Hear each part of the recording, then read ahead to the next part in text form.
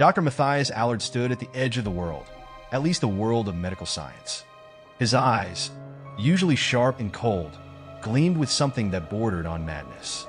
At 58 years old, his hair was a peppered gray, and the deep lines of his face bore the evidence of decades spent in pursuit of one thing: a cure for dementia. For years, he had devoted his life to unlocking the mysteries of the human brain. No one could match his intensity, his willingness to challenge convention, or his relentless drive to push further and further into the unknown. But the last few years had seen Dr. Allard's work hit a wall. Funding was drying up. The peer reviews on his latest paper were scathing. Colleagues whispered that he had lost his way. And then, just when he was about to lose everything, a breakthrough had come. But not in the way anyone could have predicted. It was his assistant, Emily Carter, a bright and eager PhD candidate who had first noticed the anomaly. A series of peculiar results from a long-abandoned experiment involving neural regeneration caught her eye. She had presented the findings to Dr. Allard, who dismissed them at first. But after some persuasion, he agreed to take a look. When he saw the data, he knew instantly that it was the key. It wasn't long before he set Emily on a path that would change both of their lives. But Emily was young, idealistic. She wanted to cure dementia to help people. Allard, however, had other plans. Dr. Allard, I really think we need to reevaluate the ethical guidelines on this, Emily said one evening as they sat in the lab. It was long past the end of her shift, but she had grown accustomed to the late hours.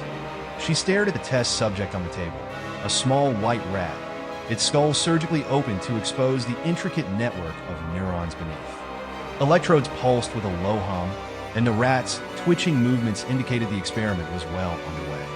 Ethical guidelines? Dr. Allard scoffed. Do you think any great scientific breakthrough was made by adhering to a code of ethics? Ethics are the chains that bind the mind from progress. We are so close, Emily. So close to something the world has never seen. Emily winced. She had always admired Dr. Allard, his brilliance, his unyielding passion for his work. But lately, she had begun to feel something darker lurking beneath his dedication. The test had been growing increasingly questionable. He had started skipping certain regulatory protocols, pushing the boundaries of what was acceptable, at first just a little, but then more and more. But this rat, she said, her voice soft, it's still alive. Its brain is regenerating, Emily. That's what you're not seeing, Allard interrupted, his voice sharp with impatience. This is the first step. Neural pathways that have been dead for weeks are firing again. The hippocampus is reactivating. Do you understand what that means? Emily swallowed. She did understand. She knew what it could mean for millions of people suffering from dementia. But she also knew what it had cost this small creature in front of her. The rat's eyes had glazed over long ago. Its body convulsed unnaturally under the weight of the chemicals pumping through its veins. What if we've gone too far? She whispered. What if we're pushing the brain past its natural limits? Dr. Allard's face tightened. He stood up, towering over her. There is no too far, Emily. Not in science. Progress demands sacrifice. You should know that by now. He walked over to her, his gaze intense. You're smarter than this. You're not like those other people who are too scared to take risks. You understand the importance of this work, don't you? Emily hesitated, feeling the weight of his words pressed down on her. She had come to work with Dr. Allard because she believed in his vision, believed that they could change the world. But now, the cost seemed too great.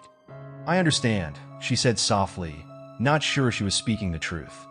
Good, Allard said, a thin smile spreading across his lips. Because we're moving on to the next phase. The next phase, that was when everything changed. Dr. Allard had been growing increasingly secretive, locking himself in the lab for days at a time, refusing to let anyone else in. Emily noticed that the number of test animals had decreased, replaced by something else. Allard had started talking about human trials, about pushing the boundaries even further. And then one night, as Emily worked late in the lab, she found the file. She hadn't meant to snoop, but the document was sitting there on Allard's desk, open and glaring at her. As she scanned the page, her blood turned cold. The file detailed a new set of experiments that involved human subjects. Homeless people, psychiatric patients, people who wouldn't be missed. Emily's hands shook as she flipped through the pages. He had already begun. He was using a compound they had developed together something that could temporarily rewire the brain, allowing damaged neural pathways to regenerate. But the side effects were catastrophic. There were reports of seizures, intense hallucinations, and complete personality breakdowns. And Dr. Allard had covered it all up. Emily couldn't believe what she was reading. This was beyond unethical. This was monstrous. She had to confront him. "Emily," Allard said, his voice calm as he stood over the lab table, meticulously arranging his instruments. "I see you found my research notes. How could you?"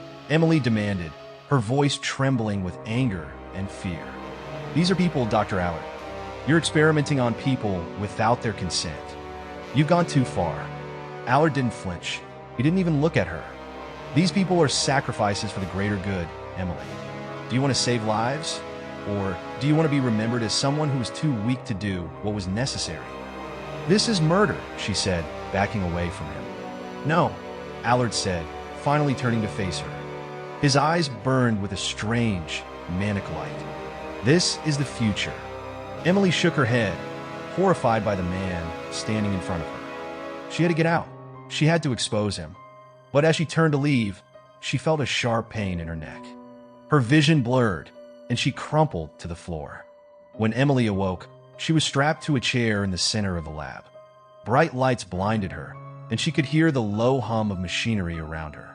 Panic surged through her as she struggled against her restraints. "Ah, you're awake," Allard's voice came from somewhere in the room. Emily's head throbbed, and she struggled to focus. "What? What are you doing?" Allard stepped into view, a syringe in his hand. "I've been thinking, Emily, you've been a great help to me, but you've lost sight of the bigger picture. You see, you've become a liability. You know too much, and I can't afford for you to get in the way." Emily's heart pounded in her chest. "You can't do this. You'll never get away with it." Allard smiled. "You're mistaken, my dear. I've already gotten away with it." He held up the syringe, its contents glowing faintly in the harsh light. "This is the final compound, the one that will change everything. And you, Emily, are going to be my first human subject." "No!" Emily screamed, struggling against the restraints, but it was no use. Allard moved swiftly, injecting the needle into her arm. Almost immediately, a cold numbness spread through her body. "You should feel honored," Allard said, his voice distant as her vision blurred again. "You're about to make history." For what felt like an eternity, Emily drifted in and out of consciousness. Nightmares clawed at her mind, visions of grotesque faces, twisted and broken, their mouths open in silent screams. She felt her own brain unraveling, her thoughts scattering like leaves in the wind. She tried to cling to reality, but it was slipping away. But then something changed. A spark of clarity broke through the fog. Emily focused on it, holding on for dear life. Slowly, the pieces of her mind began to knit themselves back together. She could think again, reason again, and with that clarity came something else, rage. She realized what had happened. The compound had worked, her brain had healed, regenerated. But in doing so, it had given her something Allard hadn't anticipated. A sharper mind, an enhanced intellect, and a plan. When Emily awoke fully, she was no longer strapped to the chair. She was lying on a cot in a small, dimly lit room. Her body ached, but her mind was sharp, clearer than it had ever been. She sat up slowly, her eyes scanning the room. Allard wasn't there, but she knew where he would be. Slipping off the cot, Emily moved quietly through the hallways of the lab. It was late, and the place was deserted. As she approached the main lab, she heard the familiar hum of machinery, the sound of Allard working late into the night. She stepped into the lab, her eyes locking onto the man who had betrayed her. He didn't hear her enter. He was too absorbed in his work, hunched over a microscope, muttering to himself. "Dr. Allard," Emily said, her voice steady. Allard spun around, surprise flashing across his face. "Emily, you're alive," she finished for him. "Yes, I am." Allard took a step toward her, his eyes wide. "It worked. The compound worked." "It did," Emily said calmly, "but not in the way you expected." "What do you mean?" Allard asked, confusion flickering in his eyes. Emily smiled, a cold, calculated smile. "You see, Dr. Allard, you were right about one thing. This compound is the key, but not just to curing dementia. It enhances the brain in ways you can't even imagine. Allard's face twisted with a mix of fear and curiosity. "What are you saying?" "I'm saying," Emily said, her voice low and dangerous, "that you're no longer in control of this experiment." Before Allard could react, Emily lunged forward, jabbing a syringe into his arm. He gasped, stumbling back as the liquid coursed through his veins. What have you done?" Allard choked, clutching his arm as his body began to convulse. Emily watched him, her expression cold. "I've given you the same gift you gave me. Only this time, there's no coming back. You're going to experience everything those poor souls you experimented on went through, the seizures, the madness, the disintegration of your mind." Allard's eyes widened in horror as he collapsed to the floor, his body twitching uncontrollably. His mouth opened in a silent scream as his mind began to fracture. Emily knelt down beside him, her voice a whisper in his ear. "Welcome to the final experiment, Dr. Allard. You're the lab rat now." As Allard's mind descended into chaos, Emily stood up and walked out of the lab, leaving him behind to face the fate he had so cruelly forced on others. She had her cure, and the world would never know the price.